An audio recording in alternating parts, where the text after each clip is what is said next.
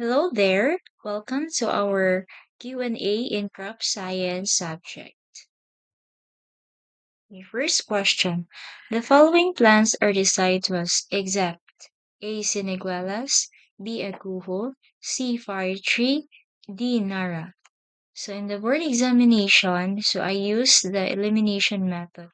I-eliminate natin kung saan dito yung hindi deciduous.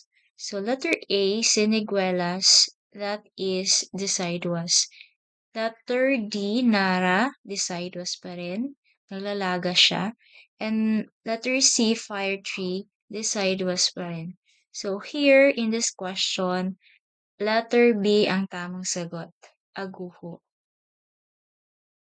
So, itong aguho, it's not deciduous kasi naglalagas siya. Ay, hindi siya nanglalagas. No, it's evergreen. And very common siya sa mga malalamig na lugar. Okay, it is any short maturing crop that is grown to utilize residual fertilizer and soil moisture. A. Trap crop. B. Catch crop. C. Green manure. D. All of the above. So, definitely, hindi siya trap crop kasi yung trap crop is, um, it is a crop that is used to trap some pest. It is not also green manure because green manure pampataba siya ng lupa. Usually, mga leguminous plants. So, the correct answer for this is letter B. It is a catch crop. So, usually, yung catch crop natin, it's a short season crop. In case na mag-fail yung main crop natin due to typhoons or other circumstances.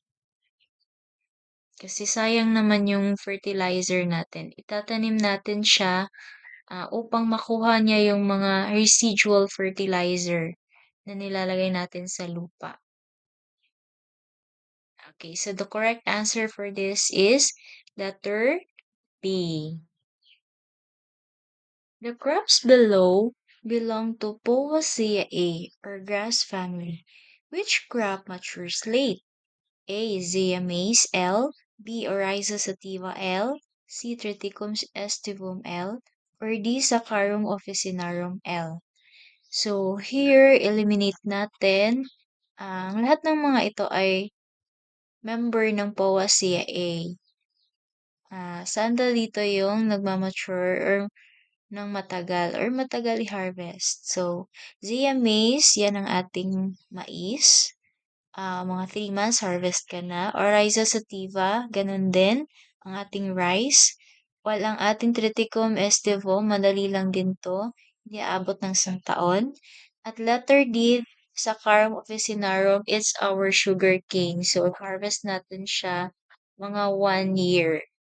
Okay, so the correct answer for this question is letter D, our sugar cane. It is a crop that grows above ground but not parasitic. A. Psiophyte, B. Xerophyte, C. Epiphyte, D. Halophyte. Okay, so in this question, saan daw dito yung hindi parasitic but it grows upon other plants? A. Itong Psiophyte, it thrives in shady areas. Letter B, Xerophyte, it thrives in areas na with little or no water. While itong Halophyte, those are the plants that thrives in saline conditions like our mangroves. So the correct answer for this is letter C, Epiphyte. So tandaan lang natin, epi, that means upon. So this plants grows upon other plants but not getting nourishment from other plants. Kaya epiphyte siya. Pomology is the study of fruit while the farming of vegetables is called A. Vermiculture, B. Olericulture, C. Floriculture, or D. None of the above. Okay, so not vermiculture because vermi that it's the culture of worms like African night crawlers. Para gagawing vermicompost or merong for the production of vermicast or vermicompost.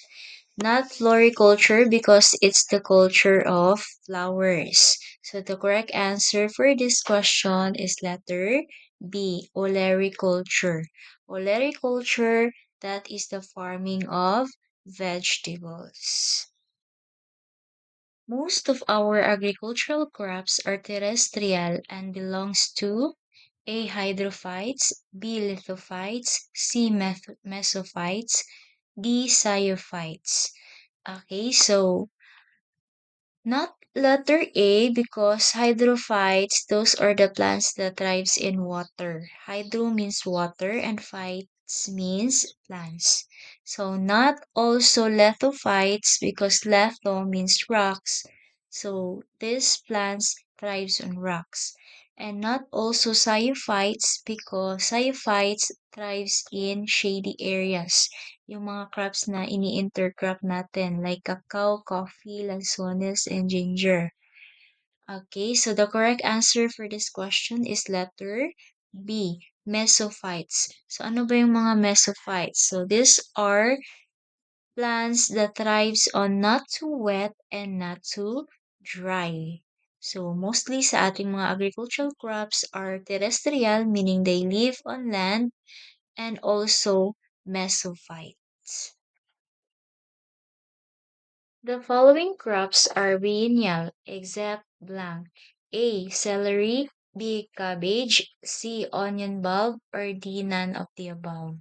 So when we say biennial, these are crops that complete their life cycle for 2 years or at least part of 2 years.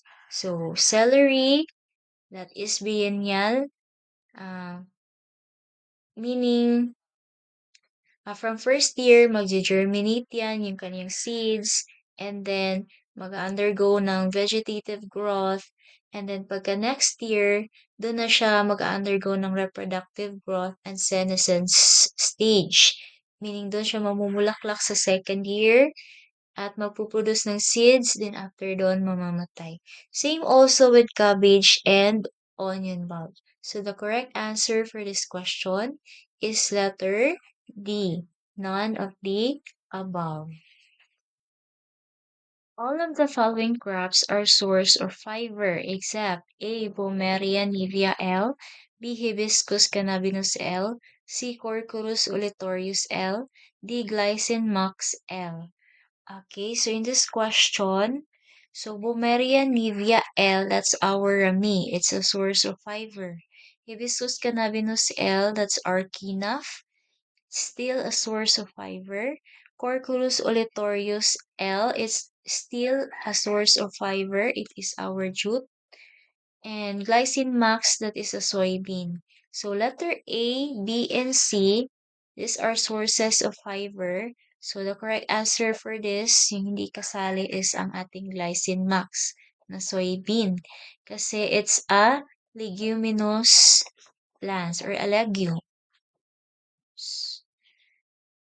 Okay. Which of the following does not belong to the group?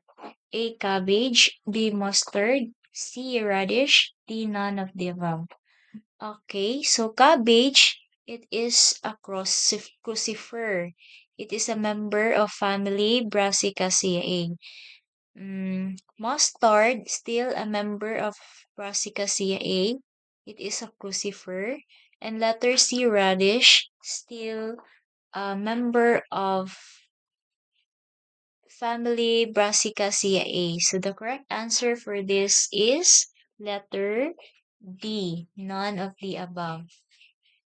So letter A, B, and C are members of the family Brassicaceae or the cabbage family. Which of the following does not belong to the group? A. Capsicum frutescens L, B. Lycopersicon esculentum L. C. Solanum tuberosum L.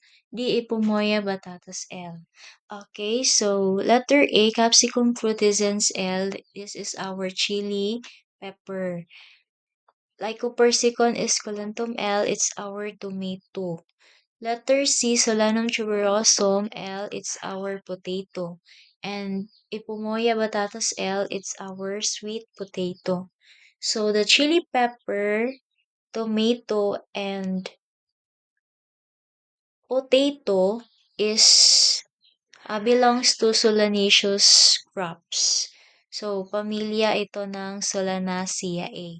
While ang Ipomoea batatas or our sweet potato, it belongs to family Convolvulaceae.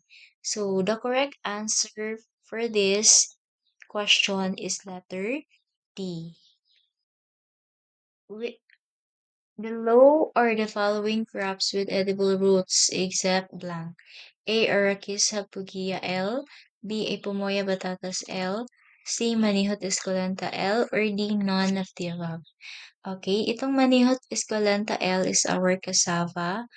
Ipomoea batatas L, our sweet potato. So they are root crops. They're eaten, kinakain natin yung edible roots niya. While itong Arachis hypogaea, it's our peanut. So, sa peanut, kinakain natin ang kanyang pods. I mean, seeds rather, seeds ng pods. Okay, meron din siyang roots, but not edible. Okay, so the correct answer for this question is letter A, ang ating mani or Arachis hypogaea. This horticultural crop is used as a meat tenderizer. A. Psyllium guava L. B. Piper nigrum L. C. Carica papaya L. D. Averroa bilimbi. Okay, so our Psyllium guava L, it's our guava. B. Piper nigrum is black pepper. Carica papaya is papaya. And Averroa bilimbi is kamyas.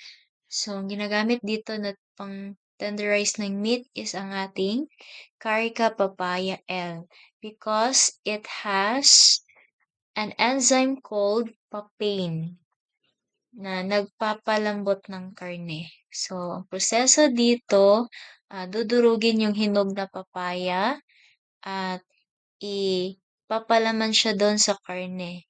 And then, ilalagay sa fridge, sa chiller, for 3 hours. Lalambot na yung karne. Dahil sa enzyme na papain. Okay, that's it for this episode. Thank you for watching. If you are new to my channel, please kindly like, hit subscribe, and leave your comment below. Thank you for watching.